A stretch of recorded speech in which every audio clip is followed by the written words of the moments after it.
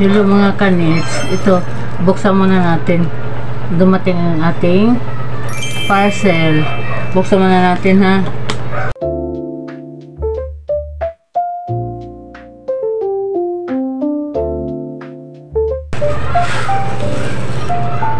Ayan.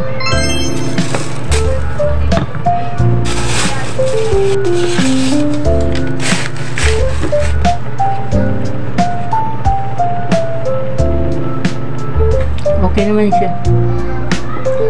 Bye-bye mga kanits. Good morning mga kanits. Nandito tayo ngayon sa 168. Kasi mayroon tayong interviewin.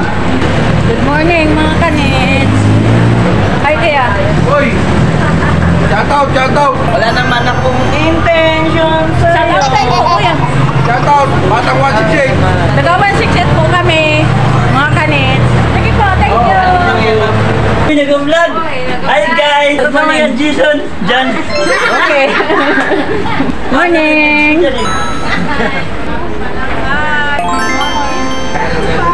Guys, Ito na. ano muna dyan guys? Talaga mo guys It's good morning.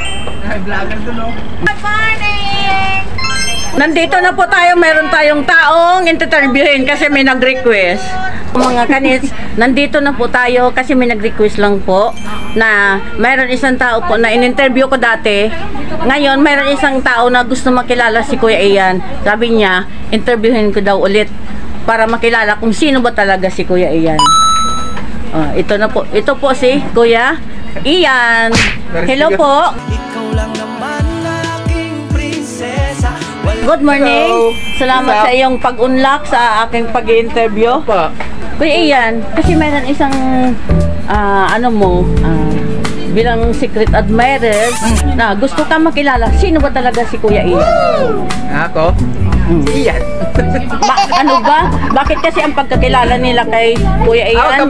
Sa akin, malas mo lang. Maraming tattoo, maraming ano. Paano ba?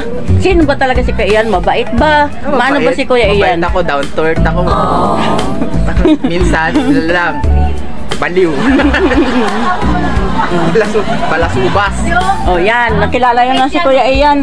Kung kung sino talaga si Kuya Ian. Ito pa, may itatanong pa ako sa iyo, Kuya Ian. Kuya Ian, paano mo ba i-handle ang ang iyong work at saka sa iyong family at sa iyong anak? Paano mo i-handle? As a matter of fact, di ko alam eh. Hindi, sa iyong sarili.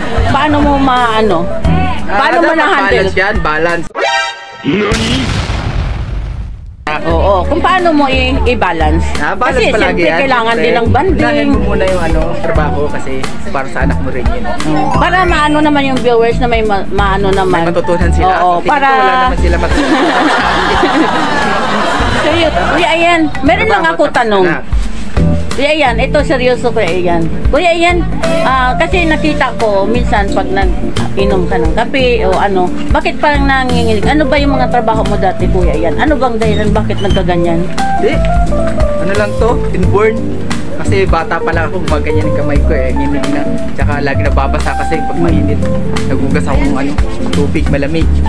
Siguro. Yun pala ako, nanginig na to yun ang dahilan? Pasmado to, pasmado. Kasi mayroon lang gusto talaga makilala ng lubusan. Tapos Kuya Ian, di ba nagtatato ka? Apa?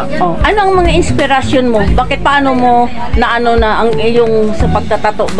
Paano mo natutunan o gusto mo talaga o ano ang inyong inspirasyon? Hindi, mahilig kasi ako sa art. Kaya pala. Gaganyan, no? Nahiligan mo talaga? Kaya pala. Ipakita nga konti Kuya. Ayan po Kasi kung sinong gusto dyan, magpatato. Ayan. Tsaka dito Kuya, okay naman dito at least, ka na dito. Matagal ka na rin naman dito. Ito ay dugtong lang dati sa una mong interview kasi gusto lang may makilala sa iyo ng lubusan. Sino daw ba talaga si Kuya Ian? Kaya in-interview kita, saglit lang. Anong mga paborito mo? Malay mo, dalang ka dito ng iyong inspirasyon sa buhay. Ito ko? Oo. Ano ba mga paborito mo? Pagkain. Oo. Lubong baboy.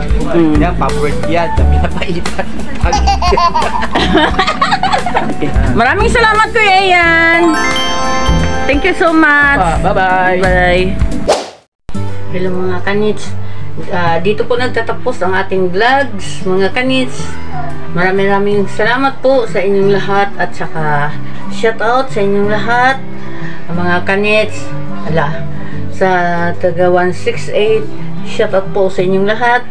At sa mga bagong subscriber, thank you so much mga guys, mga kanits. Thank you so much po sa inyong pag-subscribe sa akin.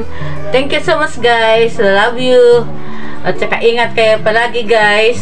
So hindi ko na shout out na lang po sa inyong lahat. God bless you all. Ingat kayo palagi.